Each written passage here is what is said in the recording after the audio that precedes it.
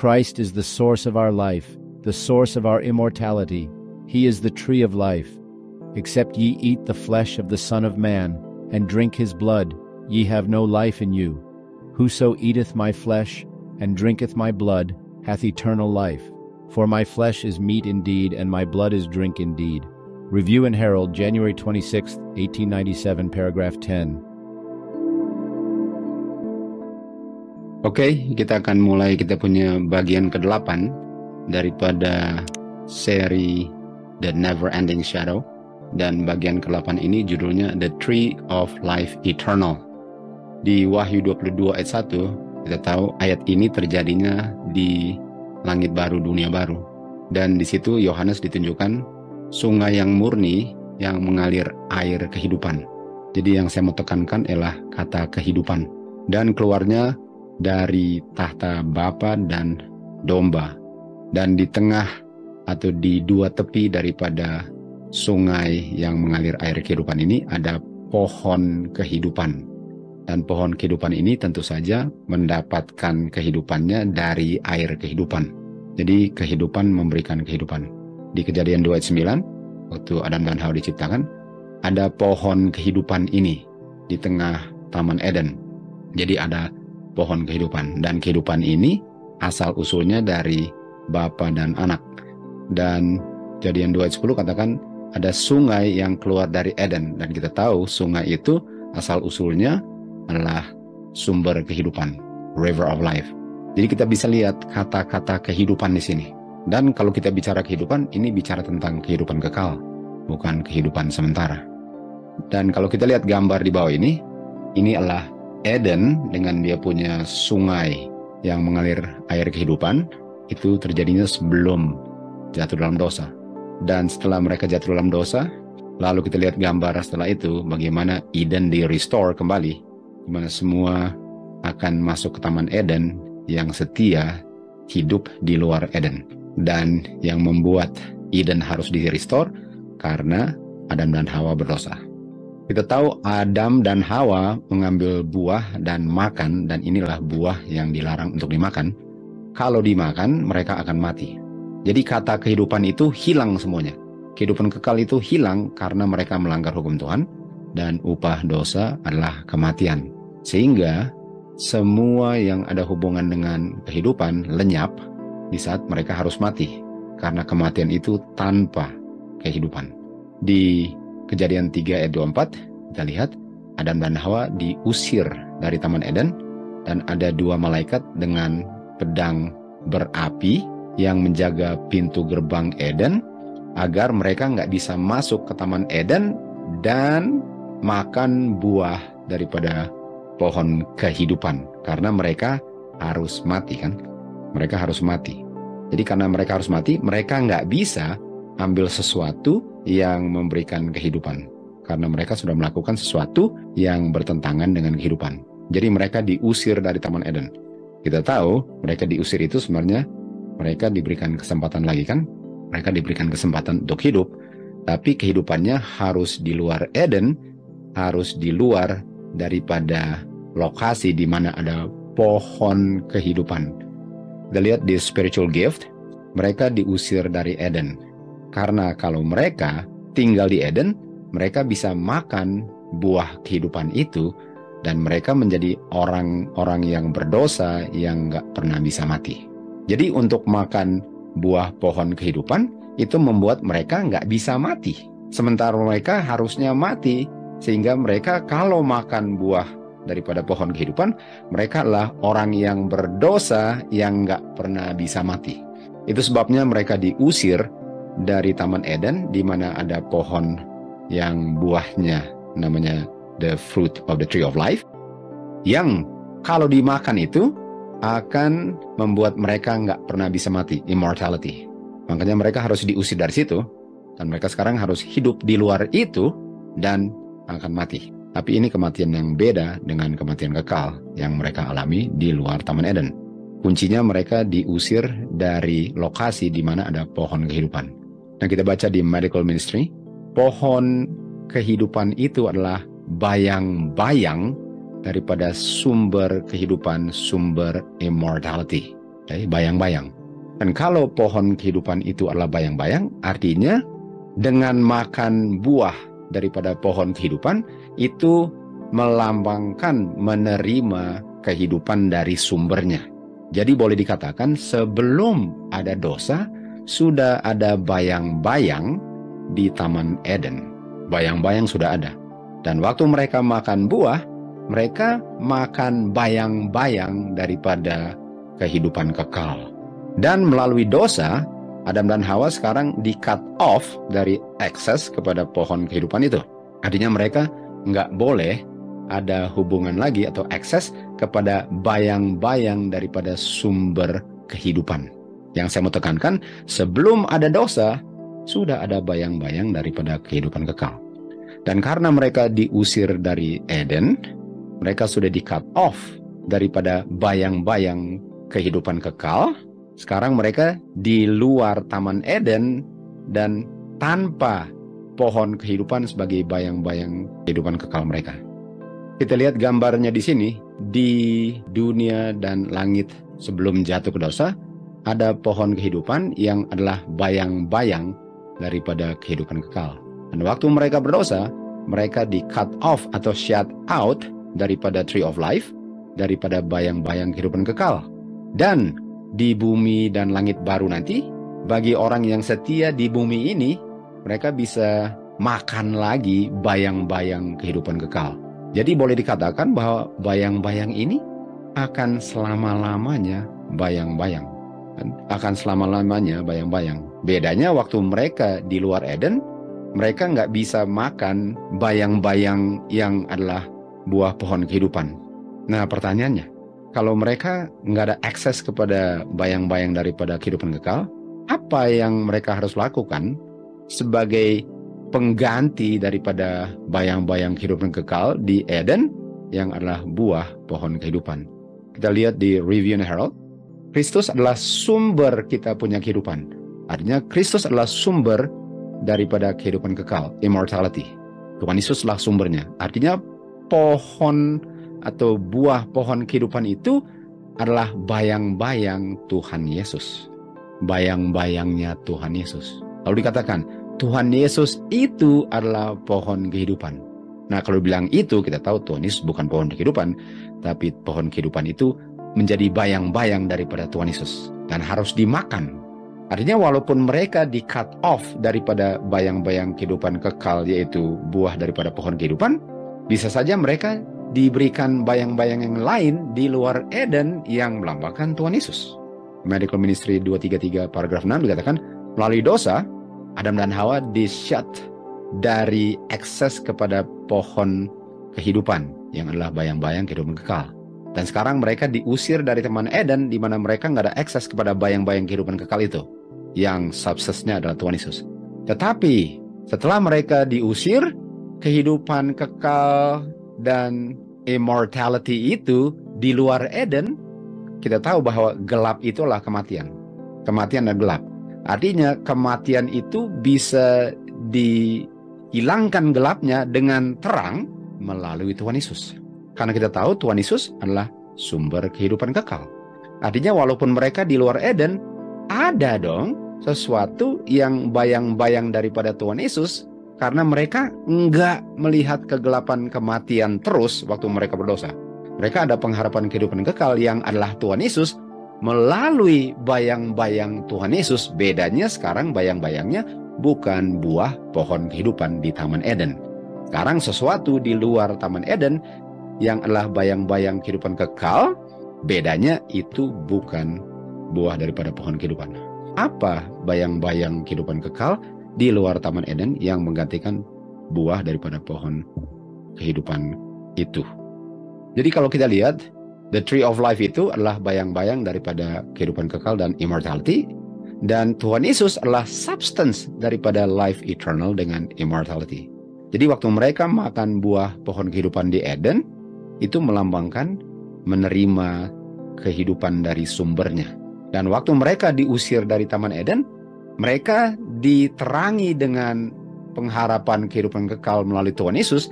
Bedanya bukan melalui buah daripada pohon kehidupan. Nah, mari kita lihat melalui Tuhan Yesus ini. melalui Tuhan Yesus. Karena melalui Tuhan Yesuslah yang adalah sumber kehidupan kekal, saya diberikan pengharapan untuk kehidupan kekal saya. Walaupun kehidupan kekal itu bukan melalui bayang-bayang buah pohon kehidupan.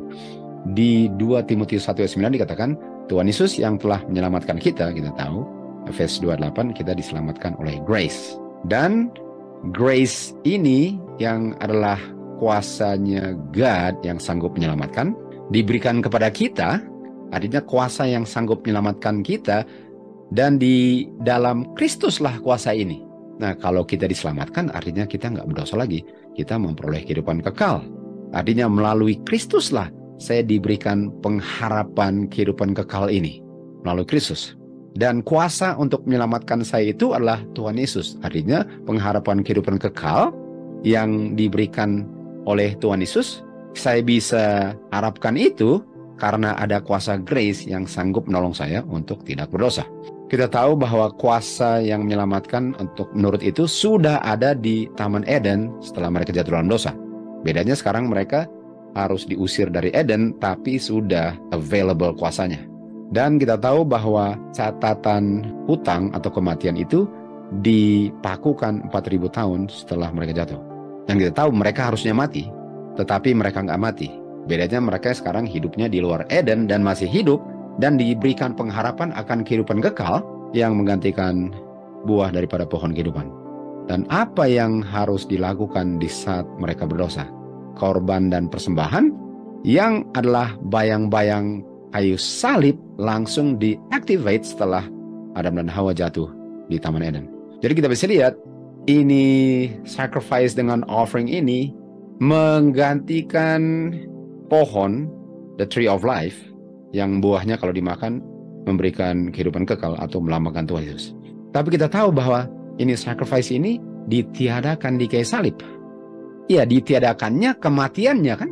Ditiadakannya kan kematian. Tapi walaupun kematiannya ditiadakan, itu pun ada unsur kehidupan kekalnya karena ini menggantikan dia punya pohon kehidupan. Jadi ada dua rel kereta api yang langsung berjalan bersamaan setelah mereka jatuh dalam dosa. Yang satu bayang-bayang kematian, yang satu bayang-bayang kehidupan yang menggantikan pohon kehidupan. Dan bayang-bayang kematian ini berakhir di kayu salib. Tetapi ada bayang-bayang kehidupan kekal yang nggak akan berakhir karena akan dilanjut ke Eden baru nanti. Jadi untuk orang buang semuanya, buang bayang-bayang kematian, dan kalau semuanya dibuang, mereka juga buang bayang-bayang kehidupannya setelah kayu salib. Itu sebabnya Roh Nubuat bilang ada orang-orang yang tidak mengerti rencana keselamatan, di mana mereka menggabung ceremonial law dengan moral law kan. Kalau kita tahu moral law itu ada unsur kematiannya, ada unsur kehidupannya juga. Karena moral law itu, Roma 7 ayat 10, ordained to life. Walaupun dia bilang kamu harus mati, tapi dia ordained to life. Artinya ada unsur kehidupannya. Dan unsur kehidupannya dalam bentuk bayang-bayang. Dan unsur kematiannya dalam bentuk bayang-bayang yang digenapi di kematian Tuhan Yesus di kayu salib tahun 31 AD. Kita lanjut di ayat 10. Jadi kuasa Kristus yang sudah dimiliki Kristus yang sanggup menyelamatkan orang berdosa dari dosanya, sudah dimiliki Kristus sebelum bumi ini diciptakan. Artinya kuasanya langsung available di saat mereka berdosa. Sekarang sudah diungkapkan kuasa itu dengan munculnya Yesus Kristus. Artinya kuasa ini memberi pengharapan apa? Kehidupan kekal walaupun mereka menghadapi kematian kekal. Jadi kematian kekalnya berakhir di kayu salib, tapi Tuhan Yesus itu juga memberikan pengharapan kehidupan kekal, dan melalui pengharapan ini kita bisa kembali ke Eden untuk makan buah pohon kehidupan, di mana Adam dan Hawa makan itu juga sebelum jatuh dalam dosa, tapi itu digantikan dengan sesuatu di saat mereka berdosa. Apa itu? Dan itu muncul waktu munculnya Tuhan Yesus yang telah abolish death dan telah memberikan kehidupan kekal melalui gospel. Kita tahu gospel itu adalah kuasa yang sanggup menyelamatkan, Roma 1:16. Matius 1:21, selamatkan dari dosa. Dan kita tahu gospel, power of God, 1 Korintus 1:23-24, itu adalah Christ crucified, the power of God. Dan itu yang memberikan pengharapan kepada kehidupan kekal. Jadi apa dan yang harus dilakukan sebagai pengganti daripada makan buah pohon kehidupan yang melambangkan kehidupan kekal walaupun sudah di luar Eden, karena itu berlaku terus. Kita tahu itu ada hubungan dengan gospel. Kita baca di Review and Herald Mei 6, ceremonial law itu glorious. Nah, kalau glorious, kata glorious itu adalah lawannya berdosa. Di Roma 3:23, dosa membuat orang kehilangan glory. Kalau ceremonial law glorious, artinya ada sesuatu dari ceremonial law yang membuat orang tidak berdosa. Dan ceremonial law ini direncanakan dalam council antara Tuhan Yesus dan Bapaknya untuk menolong dalam rencana keselamatan Adam dan Hawa dan keturunannya. Dan di dalam ceremonial law yang adalah bayang-bayang kematian yang berakhir di kayu salib, sementara jalankan ceremonial law, Adam melihat Kristus. Tadi Kristus apa namanya? Life dengan immortality. Tuhan Yesus adalah source of life dengan source of immortality. Sebagaimana pohon kehidupan itu adalah life dengan immortality, bayang-bayang daripada life immortality, Kristus melalui ceremonial law adalah bayang-bayang life dengan immortality yang dilambangkan dalam binatang-binatang itu. Jadi binatang itu ada yang berakhir di kayu salib, tapi ada yang jalan terus tanpa binatangnya karena ini memberikan pengharapan atau bayang-bayang daripada kehidupan kekal. Jadi waktu Adam melihat dia punya kematian dibayar dengan penuh melalui korban-korbannya, yang Adam lihat selain kematian adalah kehidupan kekal, immortality, melalui kayu salib, melalui korban dan persembahan. Jadi dalam ceremonial law ada bayang-bayang kematian dan ada bayang-bayang kehidupan kekal menggantikan the tree of life di Taman Eden yang juga adalah bayang-bayang daripada life dengan immortality. Sementara Adam membunuh binatang yang tidak bersalah, dia gemetar, dia berpikir bagaimana dia sedang membunuh Tuhan Yesus. Jadi dengan bunuh domba, seakan-akan dia sedang bunuh anak Bapa. Bukankah itu yang harusnya kita lihat melalui ceremonial law kalau dilakukan itu kan di sebelum kayu salib. Dan hal ini membuat dia bisa lebih jelas lagi melihat betapa besar pelanggaran dia, di mana hanya anak Bapa lah yang bisa bayar hutangnya. Dan dia terkagum dengan kasih Bapa yang tidak terbatas ini, yang mau memberikan anaknya untuk menyelamatkan orang dosa. Dan waktu dia lihat kematian domba dan lihat kematian anak Bapa, ada muncul pengharapan yang memberi terang bagi dia. Apa tadi terang? Di mana di belakang kematian dia lihat kehidupan kekal. Jadi banyak orang waktu di ceremonial law mereka hanya bisa lihat kematian. Sehingga waktu Tuhan Yesus mati di kayu salib semuanya dipakukan.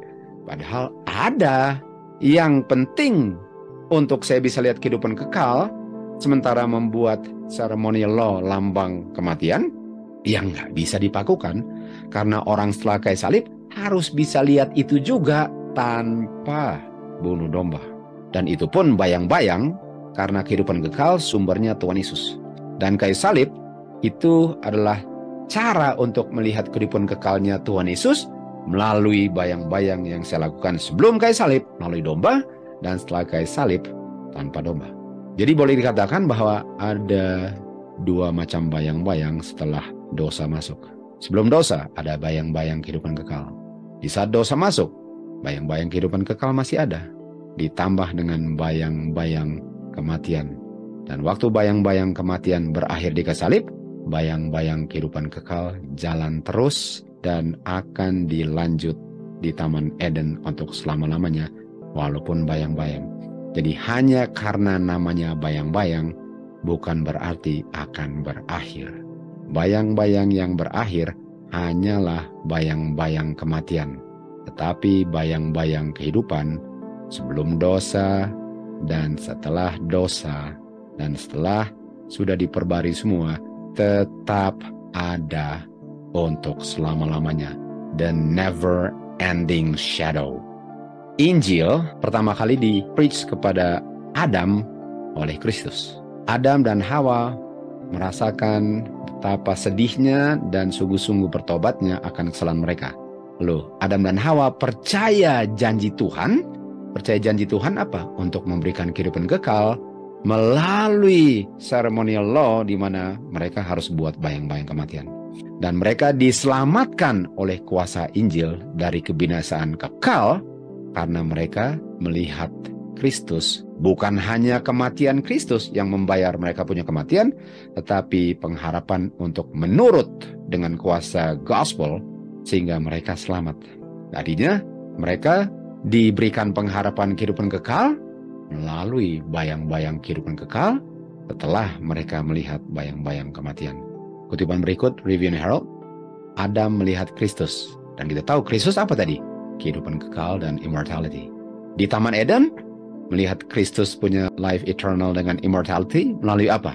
Melalui the tree of life. Adam melihat Kristus, life eternal dengan immortality, bukan melalui tree of life lagi, melalui ceremonial law, melalui innocent beast. Jadi innocent beast ini ada bayang-bayang kematian, ada kehidupan kekal juga. Jadi terang gospel ini menerangi kegelapan kematian yang membuat mereka nggak bisa melihat wajah Musa. Yang kalau saya bisa lihat itu, saya bisa lihat kehidupan kekal dan immortality melalui dia punya lambang daripada ceremonial. Itu yang banyak orang nggak bisa mengerti. Karena mereka hanya bisa lihat kematian, sehingga mereka cepat-cepat pakukan karena kematiannya saja yang mereka bisa lihat, tapi mereka nggak bisa lihat bahwa di bayang-bayang kematian ada juga bayang-bayang kehidupan kekal yang mereka pakukan juga. Sehingga mereka tolak bayang-bayang kehidupan kekal setelah kayu salib. Karena banyak bilang namanya bayang-bayang semuanya dipakukan ke kayu salib. Kita lihat di Roma 6:3. Upah dosa adalah kematian. Dan Adam bisa lihat itu di ceremonial law. Tetapi pemberian Tuhan bisa lihat juga di sacrifices dengan offering adalah kehidupan kekal melalui Jesus Christ our Lord. Jadi di sini ada dua bayang-bayang. Dan kematian ini berakhir di kayu salib. Eternal life ini jalan terus dan akan disambung dengan pohon kehidupan di saat kita kembali ke dunia baru, langit baru. Untuk selama-lamanya. Never ending shadow. Jadi kalau saya bilang never ending shadow, saya nggak bilang tentang shadow kematian. Yang saya maksud daripada never ending shadow itulah shadow kehidupan kekal yang banyak orang nggak tahu. Sehingga kalau saya bilang never ending shadow, mereka hanya tahu bahwa apakah itu ceremonial law, bunuh domba harus jalan terus, bukankah sudah berakhir di kayu salib? Itu karena mereka nggak tahu bahwa ada bayang-bayang kehidupan kekal juga. Sehingga judul daripada seri ini seakan-akan menganjurkan bahwa ceremonial law masih dijalankan setelah kayu salib. Itu karena mereka tidak mengerti bahwa ada bayang-bayang kehidupan kekal selain bayang-bayang kematian. Jadi kita lihat dia punya gambar di sini. Sebelum jatuh dalam dosa, ada pohon kehidupan yang adalah bayang-bayang kehidupan kekal. Setelah mereka jatuh, digantikan dengan sacrifices dengan offering. Dan sacrifices dengan offering itu adalah bayang-bayang kematian kekal yang berakhir di kayu salib. Tapi bukan itu saja bayang-bayangnya, karena ada juga bayang-bayang kehidupan kekal yang dilakukan di saat mereka membuat ceremonial law. Dan kalau saya bisa lihat itu, itulah yang menghasilkan keselamatan bagi Adam dan Hawa, karena mereka bukan hanya bisa lihat bayang-bayang kematian kekal, tapi mereka juga bisa lihat bayang-bayang kehidupan kekal waktu melihat Tuhan Yesus, yang adalah shadow of eternal life, yang menggantikan the tree of life, di mana the power atau kuasa gospel itu abolish death dan memberikan mereka kuasa untuk menurut.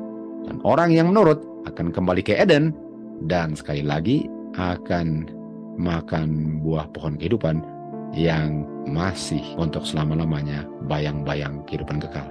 Jadi kalau bayang-bayang semuanya dipakukan ke kayu salib, artinya apakah di Eden nanti nggak makan buah pohon kehidupan lagi yang adalah bayang-bayang karena namanya bayang-bayang sudah dipakukan? Setelah belajar kita tahu kita nggak bisa setuju dengan itu. Oke, kita lihat the cross of Calvary di Kolose 2 ayat 14. Kita tahu catatan hutang kematian, kutukan, dosa sudah dipakukan ke kayu salib. Sudah tahu jangan? Sudah berakhir. Artinya semua bayang-bayang kematian berakhir di kayu salib. Kolose 2:14. Nah, kita ke 2 Timotius 1:10. Sekarang dikatakan, waktu Tuhan Yesus muncul dan waktu Tuhan Yesus mati di kayu salib, tentu saja walaupun dia mati di kayu salib, tapi kuasa untuk berhenti berdosanya sudah muncul di Eden kan?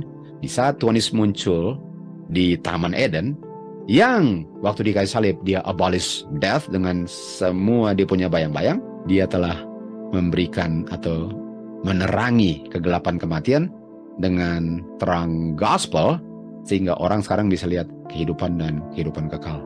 Dan itu sudah bisa dilihat di Eden karena Adam sudah diselamatkan melalui itu. Artinya walaupun mereka sudah keluar dari Eden, mereka masih memiliki pengharapan kehidupan kekal melalui lambang yang mereka lakukan, sehingga mereka enggak hanya lihat lambang kematian, mereka pun melakukan lambang kehidupan sementara mereka sedang melakukan lambang kematian. Dan di 2 Timotius 1:9, Tuhan Yesus yang telah menyelamatkan kita melalui grace-Nya, yang mana grace itu diperoleh melalui Kristus dan kuasanya sudah ada sebelum dunia diciptakan.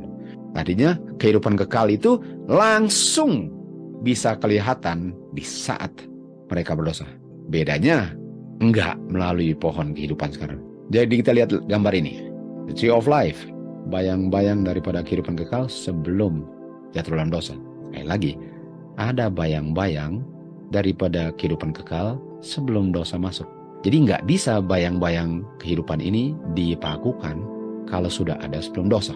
Apalagi dibutuhkan bayang-bayangnya setelah manusia berdosa. Nggak bisa untuk dipakukan, nggak masuk akal. Dan kehidupan kekal atau bayang-bayang kehidupan kekal yang ada Tree of Life ini digantikan dengan sacrifice dengan offering karena ada unsur kematiannya. Tapi walaupun ada unsur kematiannya, ada unsur kehidupannya kalau bisa dilihat. Dan sekarang ada bayang-bayang kehidupan kekal yang menggantikan pohon kehidupan, dan kuasa itu abolish eternal death dan diberikan kuasa untuk obey dan memperoleh kehidupan kekal.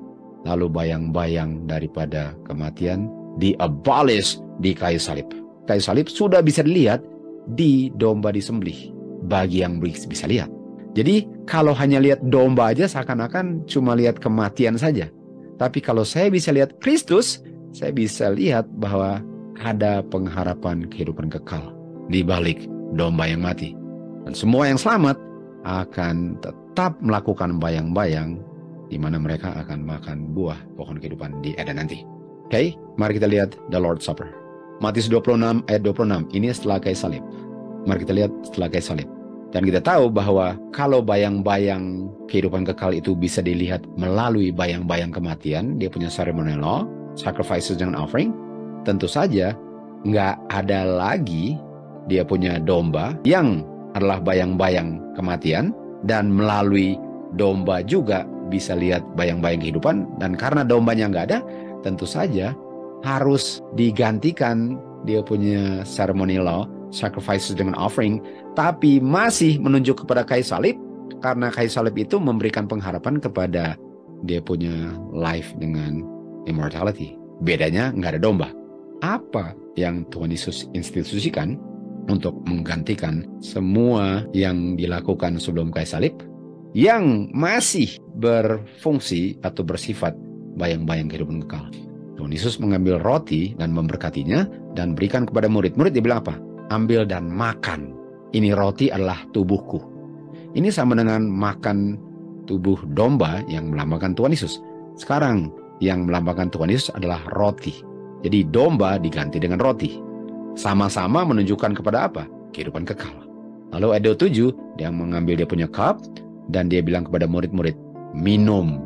Jadi yang menggantikan ceremonial law, sesuatu yang harus dimakan dan diminum. Anggur dengan roti. Karena anggur itu dulu namanya darah domba, dan roti itu dulu adalah tubuh domba yang harus dimakan. Yang hasil kematian domba, tetapi kita juga bisa lihat bahwa itu juga memberikan pengharapan, di mana Tuhan Yesus di kayu salib memberikan pengharapan dengan memberikan life eternal dengan immortality. Yohanes 3 ayat 16. Lalu ayat 68 dia bilang, ini anggur adalah saya punya darah. Jadi ada yang harus dilakukan sebagai bayang-bayang setelah kayu salib menggantikan dia punya ceremonial law, walaupun nggak ada kematian domba lagi. Karena kita punya Passover adalah Tuhan Yesus. 1 Korintus 5:7.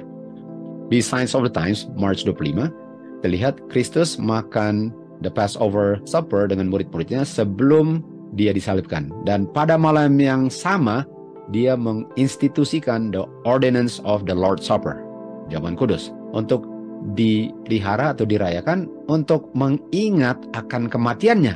Untuk ingat kematiannya apa? Kematiannya sama dengan apa?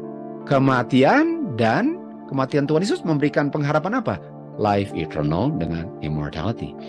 Jadi kita sudah belajar di seri yang di pelajaran sebelum ini bahwa the Passover itu digantikan oleh the Lord's Supper. Dan masih menunjukkan kepada Tuhan Yesus sebagai pengganti kematian saya dan pemberi pengharapan akan kehidupan kekal atau immortality saya. Jadi masih berlaku, bedanya nggak ada domba yang mati. Dan selama ini yang dirayakan adalah Passover. Tapi digantikan di tempatnya Passover adalah the Lord's Supper untuk mengingat peristiwa Tuhan Yesus disalibkan. Jadi ini yang menggantikan bayang-bayang kehidupan kekal. Bedanya sekarang meat dengan drink, makan dan minum itu masih bayang-bayang. Yang menggantikan dia punya domba dimakan dan darahnya dipercik. Karena itu memberikan pengharapan kehidupan kekal melalui kematian. Sekarang kematiannya sudah berlaku dengan Tuhan Yesus. Kita ingat kebaikan Bapa melalui anaknya dalam kematiannya dan melihat pengharapannya. Sementara kita lakukan dia punya simbol daripada kehidupan kekal, makan dan minum. Kita lihat gambar ini. Ini adalah Tree of Life digantikan dengan dia punya ceremonial law atau sacrifices dengan offering yang terdiri dari bayang-bayang kematian dan bayang-bayang kehidupan. Lalu bayang-bayang kematiannya berakhir di kayu salib. Dan kita tahu bahwa ini buah daripada pohon kehidupan, keluar buahnya at the appointed time. Dan dia punya ceremonial law atau sacrifice dengan offering dilakukannya at the appointed time.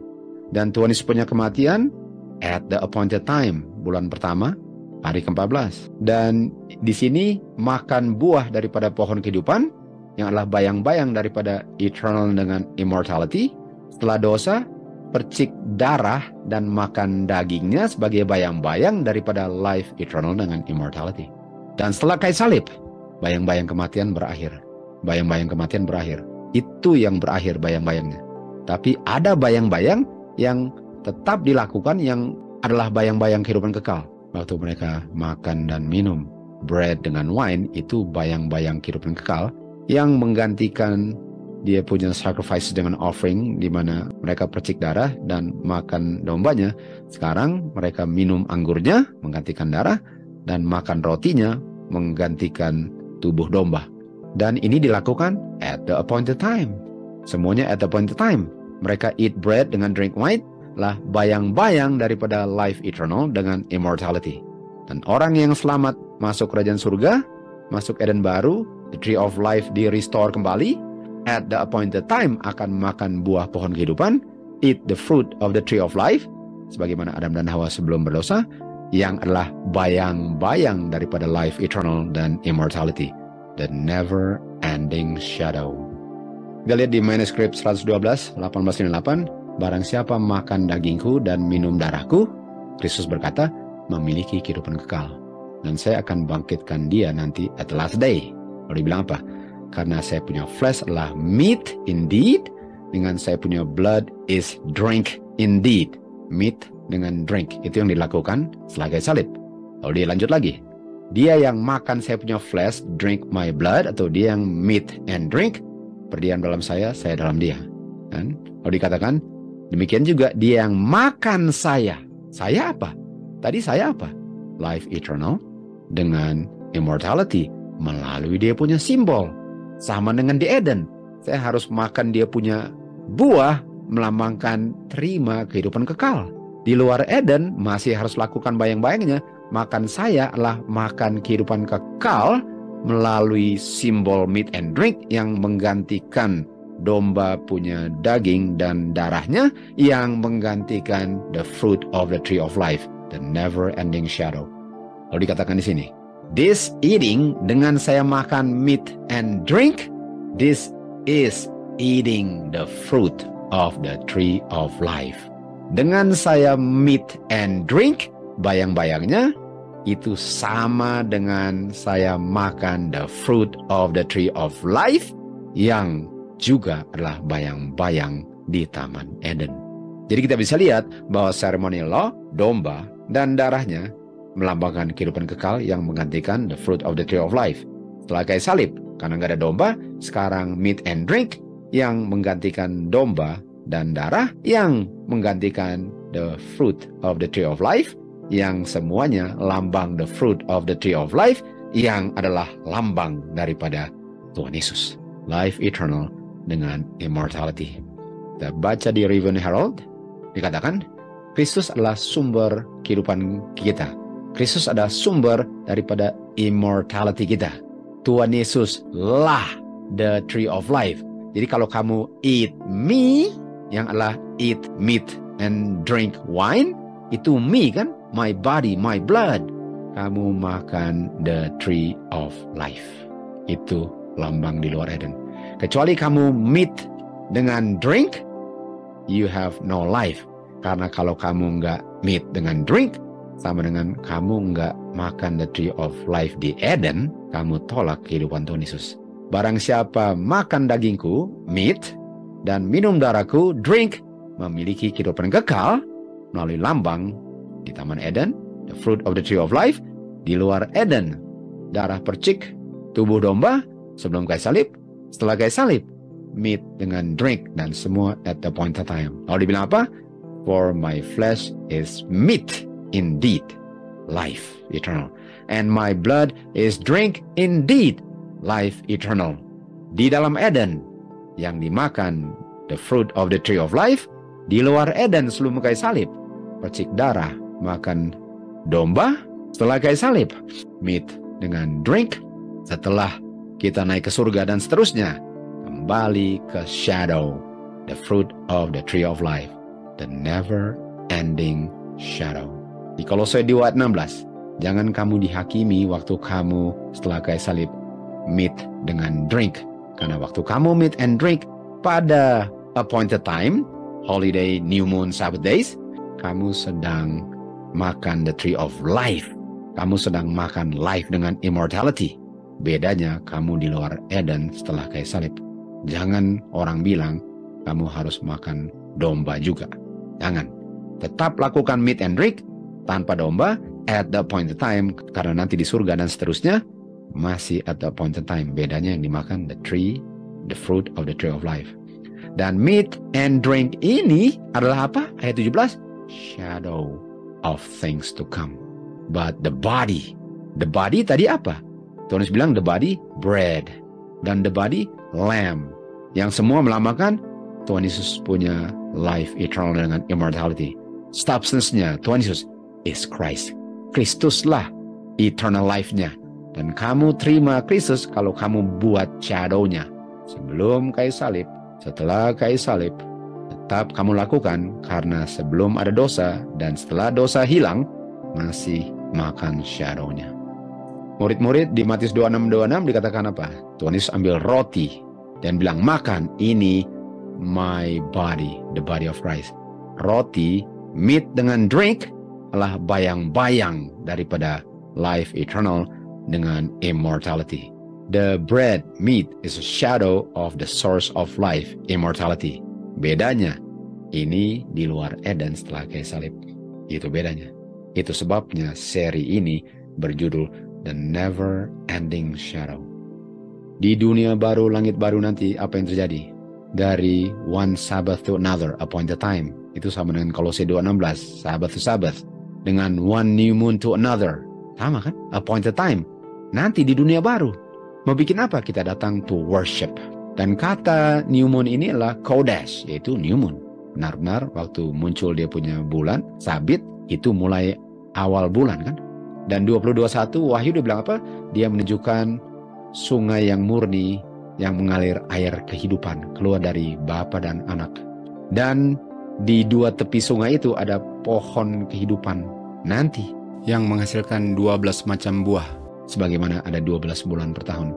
Yang menghasilkan buahnya setiap bulan. Lihat, setiap bulan. Setiap apa? Setiap new moon.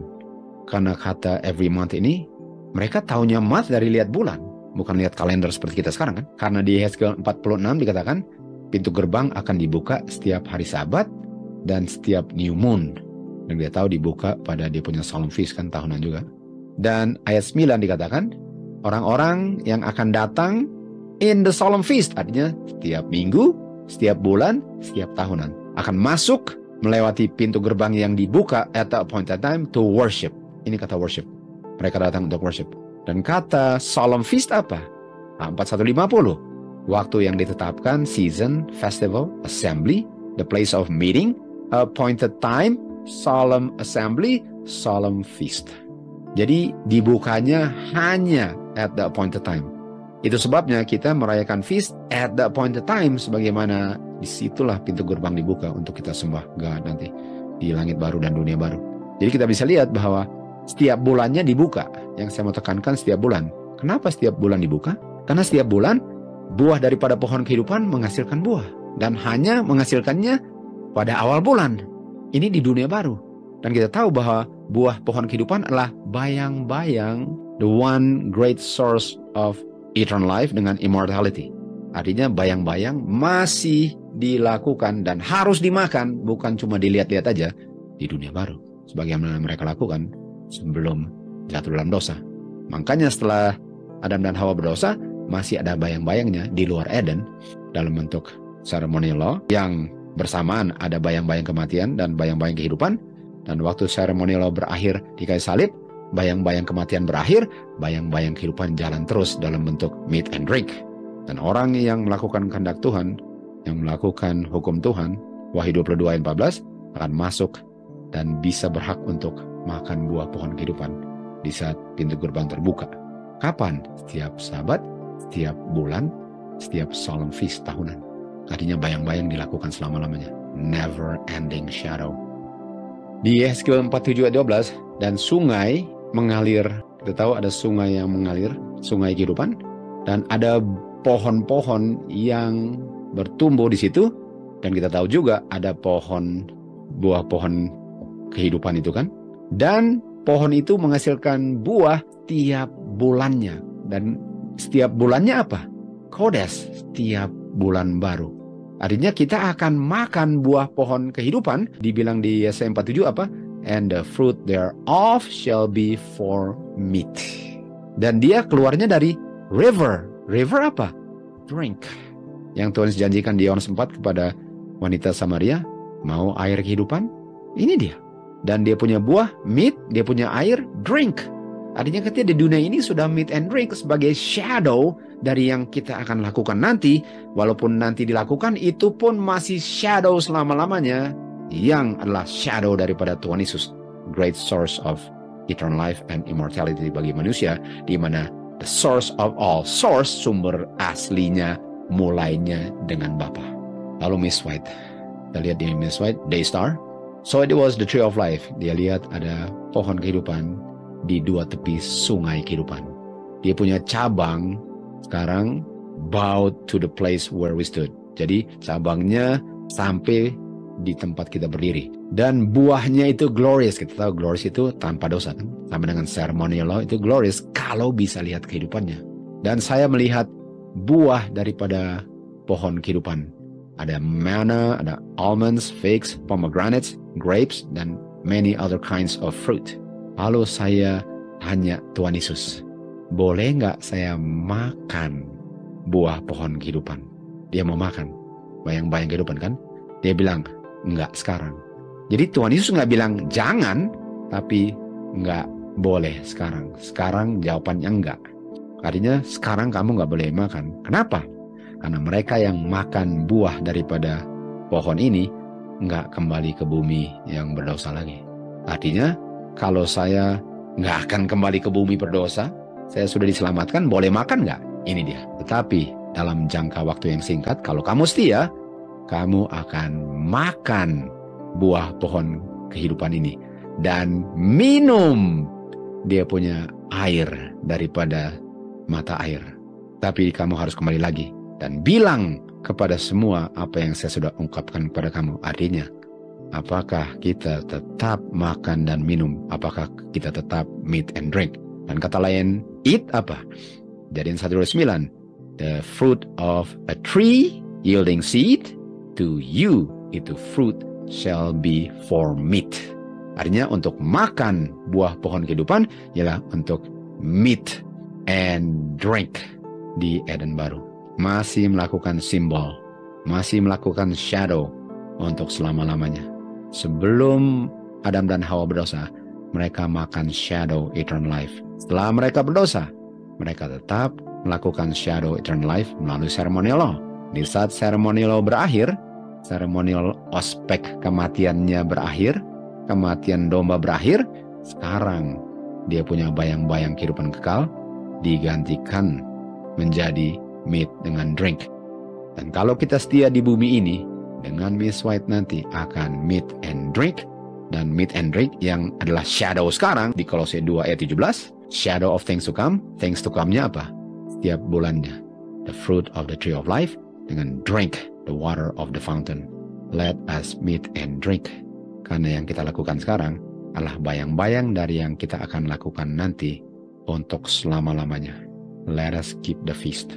Marilah kita dengan rendah hati menerima the last message of mercy. Dunia ini sudah mau berakhir.